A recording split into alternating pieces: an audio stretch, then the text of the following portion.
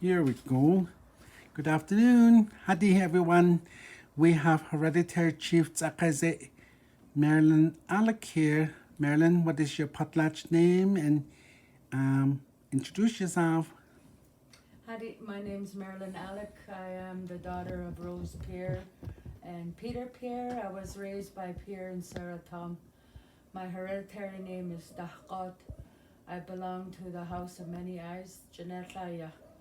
I belong to the clan of the Keepers of the Fire, Kumbel-Within, also known as the Galantan. My name comes from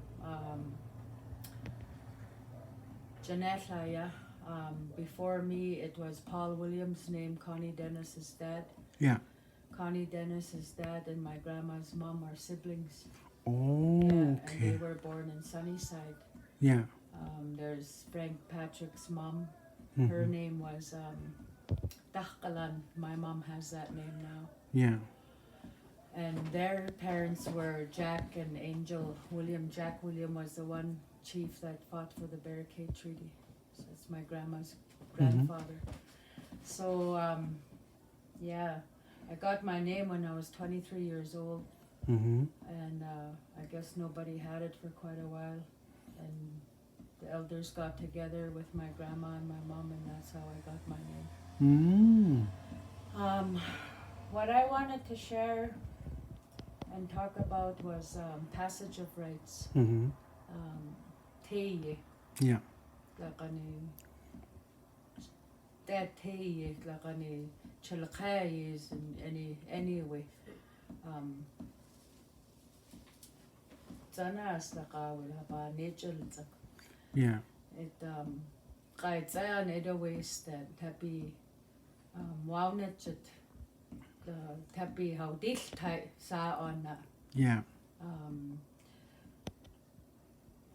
the hon that the yeni de wa talgas skak takana ya hidata kani dada ko it's ni bali Yeah. it kani haba babe haba tahtsai haba auntie on the dad's side. Yeah. Grandma on dad's side, they take care of that girl Mm-hmm. who got her first cycle. She's not allowed to comb her hair. She's not allowed to touch anything what the men they use to eat or hunt or wash up or what they sleep on, their clothing, nothing. Yeah. For a whole year. They're not supposed to pick any berries. They're not supposed to eat anything fresh. No fresh berries, no fresh moose meat, no fresh fish. Everything dry. Yeah. They're not supposed to use any kind of any utensils or any dishes. They have to have their own, and that's what the aunties, their dad's sisters and the dad's mother, they provide all of that for that girl, and every day they go and talk to her and comb her hair and fix her bed and wash her up. And while they're doing that with her, they teach her about why her body's changing, Yeah. why this is happening to her, that she's not a little girl anymore, she's becoming a woman. Yeah. And during that 10 days that she's secluded and staying away from everybody, she's staying in her own little hut. Back then it was a hut. Nowadays you just get your own room. Yeah. When it happened to me, I was in Smithers Landing. They call it Halifax, Nishjolik. I was with my great grandma, Lodi West. Yeah. And they did everything traditional. When we were gonna go across to the lodge, I had to hold a beaver or a fish tail in the water, and I couldn't look to the sky or to the mountains, especially because I could bring bad weather, or else I could go blind. Yeah. So I had to stay under a blanket when I was outside and just look to the ground and have somebody guide me. But especially in a boat, I had to keep a fishtail in the water so I don't drive the fish away. Because you're so powerful at that time, because now you have the ability to create life. You had the ability to change the weather too at that time. It was very, very sacred time. Mm-hmm. because you were becoming a life giver. Yeah. So everything was very sacred. They taught you why you weren't allowed to eat anything fresh or pick berries for a whole year. You're not allowed to go potlatch. You can't walk across, especially your dad or your brothers, your uncles, your grandpa. Mm-hmm. Any man, you're not allowed to walk across their legs. You make them weak. Yeah. You're not allowed to touch the fishing net. You're not allowed to even touch the paddle. Mm-hmm. You're not allowed to touch any knives. You're not allowed to touch nothing to do with hunting or fishing or berry picking. None of it. Mm-hmm. They believe that you can curse it and they won't get anything if you touch it. But then again, you can clean a rifle too. You wash that rifle with bunye, and they say that you take a shot out of it, you can clean a cursed rifle. Yeah. And that's only the first time you get your period. Yeah. And then you can make guys taller too. And when they're too short and they want to grow tall, you can pull a strand of their hair up and they grow tall. Really? Yeah. Mm. And you're not supposed to walk across a dog, step over a dog, because that dog can make you pregnant. There's a legend about that. Really? Yeah, legends. You're not allowed to tell legends in the summertime, just wintertime. But anyways, that's another one. Yeah. So what do you know about the boys if they're The young? boys, when their voice starts to change, I remember when it happened to my son Paul. Damien was talking to late Matthias Lolly about Paul, and Matthias was the one that did Paul's Passage of Rights. They took him up to Pier Creek Mm-hmm. with John Perry. Mikey was with them at the same time, I believe. But they take them out. Soon as their voice changes, they take them out into the bush, and they teach them about direction, what to do if they get lost in a bush, what to do, how to respect a woman, how to use the land, how to use the animals, Mm-hmm. how to respect everything living on the earth, below the earth, above the earth. Mm-hmm. How to respect yourself, especially your body, why it's changing, why your voice is changing, understanding your own body, and why your mind is changing, why you're starting to think different.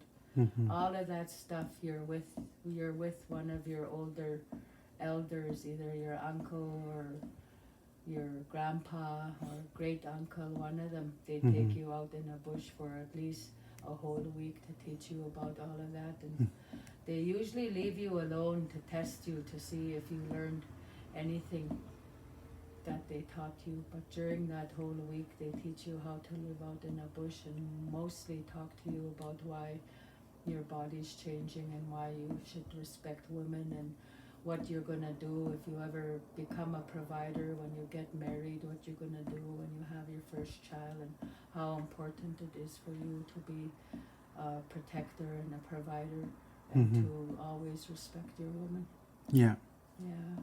The other question was most of the elders questioning about the chanyu and what was the chanyu used in purpose for pain or soap berries. Is there anything that maybe you might know of? Did lots of medicines with my elders, Auntie Malian, my great grandma, Charlotte West, Auntie Doris Bertaco.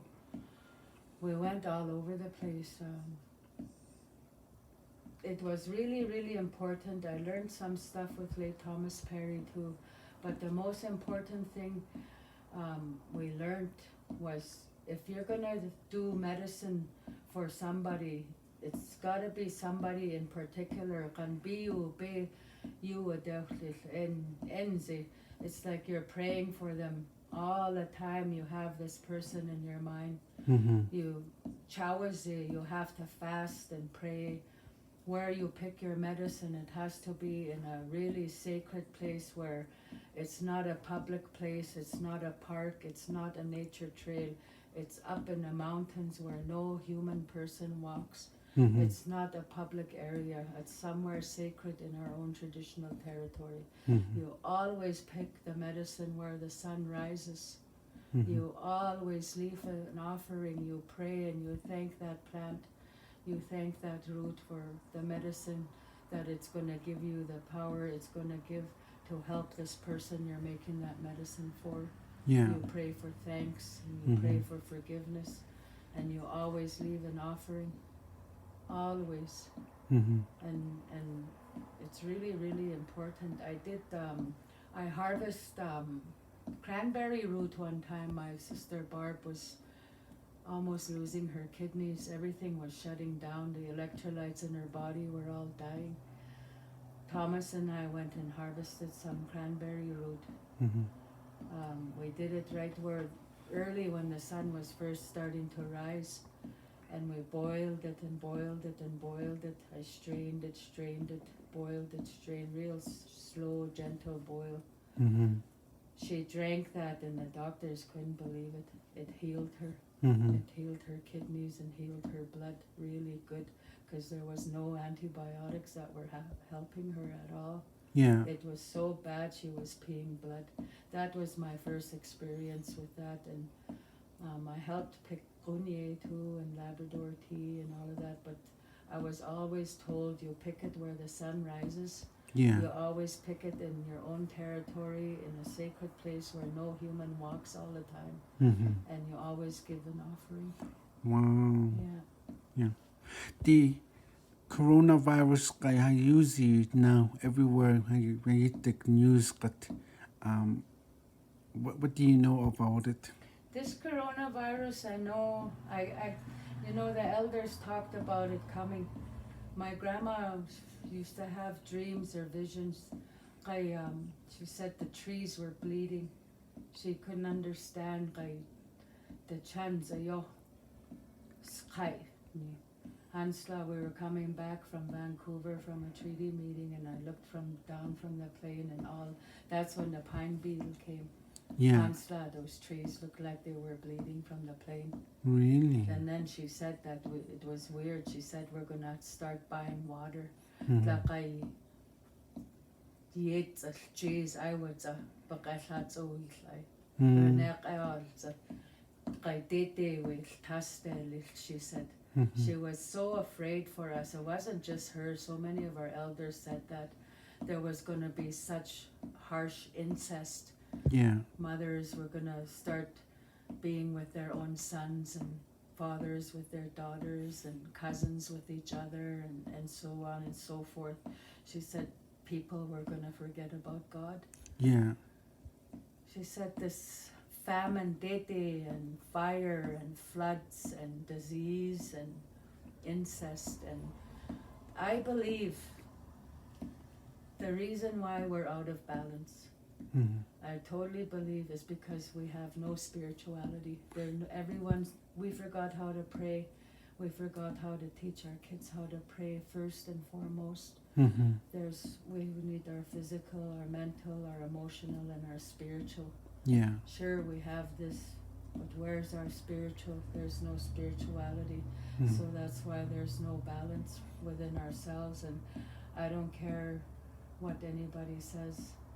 Unless we have those four, we'll always be out of balance. And with this coronavirus too, people aren't taking it very seriously, where we shouldn't be meeting in large crowds. We shouldn't be partying with each other.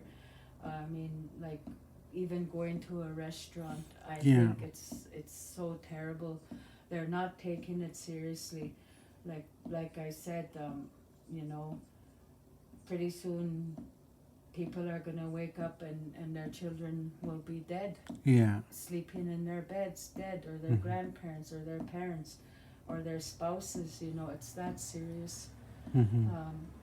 And that's why I think this passage of rights is so important, Mm-hmm. because our children have forgotten how to respect their bodies, especially our girls, Yeah. our women. They Mhm. forgot how to respect themselves. Mm-hmm. They forgot how to respect their bodies by the way they talk to themselves, how they talk to each other, how they dress the kind of clothes they wear, you know, their sexuality, the way they treat their parents, their elders, the way they talk like gangsters. We're not gangsters, we're warriors. We're hereditary chiefs and matriarchs. We have to remember where we come from. That's another thing. This family tree is so important. So important, so important. I can't say just how much important it is. It's more important than any drug and alcohol thing that's going on, and until those kinds of healing is happening, you know, the carriers of candy, they bring these foster kids home. They always forget about there's a trauma between these children and the parents. There's a trauma between the children and the grandparents. Every time they bring these kids home for a visit in these big gatherings and they leave, they forget. It's just like these kids getting apprehended all over, and we get trauma over and over and over. And there's no healing there. So somewhere along this line, there's got to be a healing amongst each other, and husband and wife, mother and daughter, and sisters and brothers, no, father and son. Like, we have to truly start to 100% mind, body, and spirit to heal and forgive and say sorry and truly mean it. You know? We keep trying, and then we try so much that things don't work or work out properly, and we give up. We start drinking and drugging, and we lash out, and lateral violence and all of that stuff, and we forget where we come from. I really wish the kids of today could have seen what it was like when I was younger. How much the elders loved each other. You never saw them punch each other out or call each other down. Not once. No, you never seen them do that. They called each other by Mrs. Mrs. Adams, Mrs. Alec, Mrs. Tom. You know, it was nice. Back then, the respect was beautiful. Masai. Thank you. Thank you, Hereditary Chief Marilyn Alec Zakaze.